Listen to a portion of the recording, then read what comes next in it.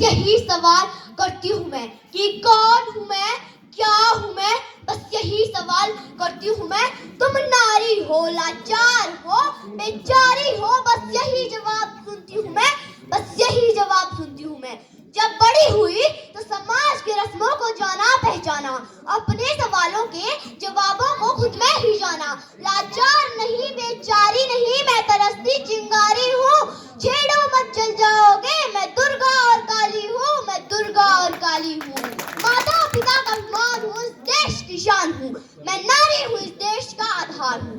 परम आदरणीय मुख्य अतिथि महोदय, नेकशील विवेकशील नायक मंडली, यहाँ पर उपस्थित गणमान्य व्यक्ति, खेलकूद प्रतियोगिता में भाग लेने वाले मेरे प्यारे भाइयों तथा बहनों, मेरी वाणी के दायरे पर आने वाले प्रत्येक श्रोतागण, आज मैं राजकीय प्राथमिक पाठशाला जॉन खनोड़ बगड़ा की छात्रा कनिका शर्मा जिस विषय को लेकर आपके सामने उपस्थित हुई हूँ, उसका शीर्षक है नारी का महत्व।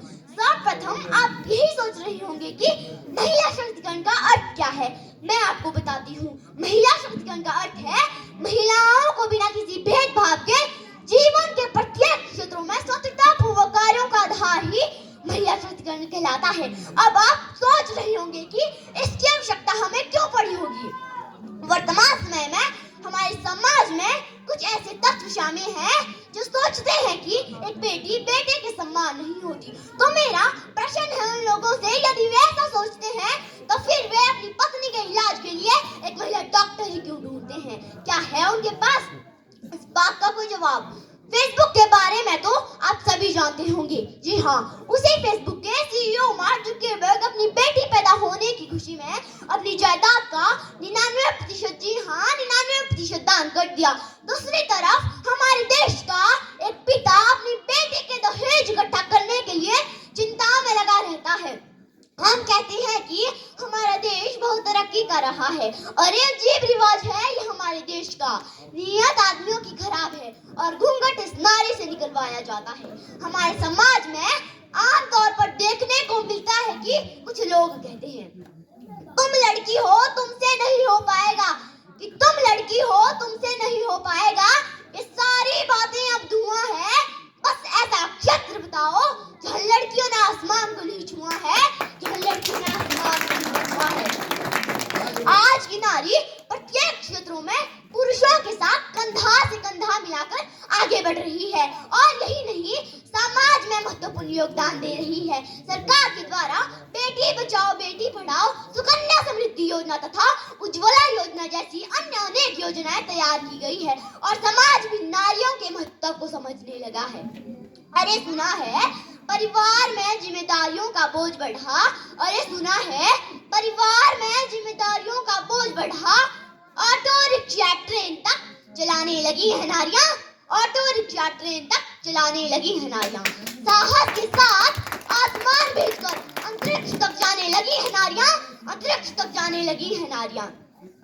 अरे आजकल तो वीर जवानों की शहादत को कंधा देकर शमशान घाट तक ले जाने लगी है नारियां, शमशान घाट तक ले जाने लगी है नारियां।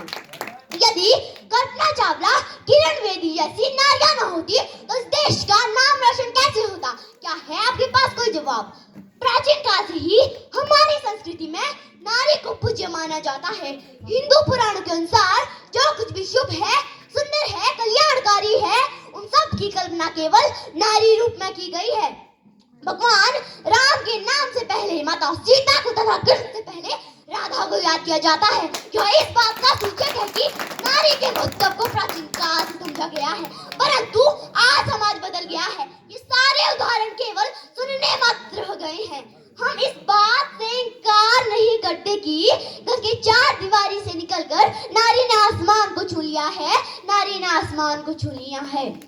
महारानी लक्ष्मीबाई, कल्पना चावला, पीवी सिंधु जैसी अनेक स्त्रियां समाज में अन्य स्त्रियों के लिए प्रेरणा स्रोत है। नारियां कला, लेखन, प्रशासनिक सेवाओं जैसी विभिन्न क्षेत्रों में कार्यशील है। नारी ने चार दीवारी के बाहर कदम तो रख लिया है, परंतु उसके प्रति होने वाले अपराधों में भी बड़ी तेजी से इजाफा हुआ है। घर हो या बाहर, शोषण की आग नारी को लगातार अपनी चपेट में ले रही है। युगों से पुरुष नारी को उसकी शक्ति के लिए नहीं, अपितु उसकी सहन शक्ति के लिए दंडित करता आ रहा है।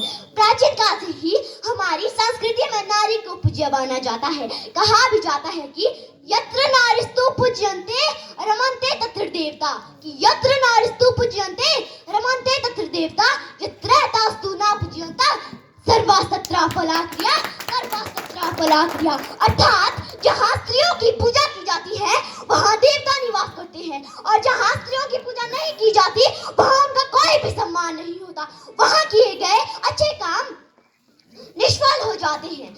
मेरे यहाँ उपस्थित लोगों से प्रश्न है कि क्या मुझ जैसी मासूम लड़कियों को इस समाज में जीने का अधिकार नहीं है? अंत में मैं कुछ पंक्तियों के साथ अपनी वाणी को विराम देना चाहूंगी।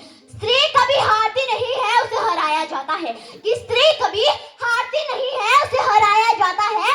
समाज क्या कहेगा यह कहकर बचपन से ही डराया जाता है, समाज क्या कहेगा यह कहकर बचपन से ही डराया जाता है। इन्हीं शब्दों के साथ जय हिंद, जय हिमाचल।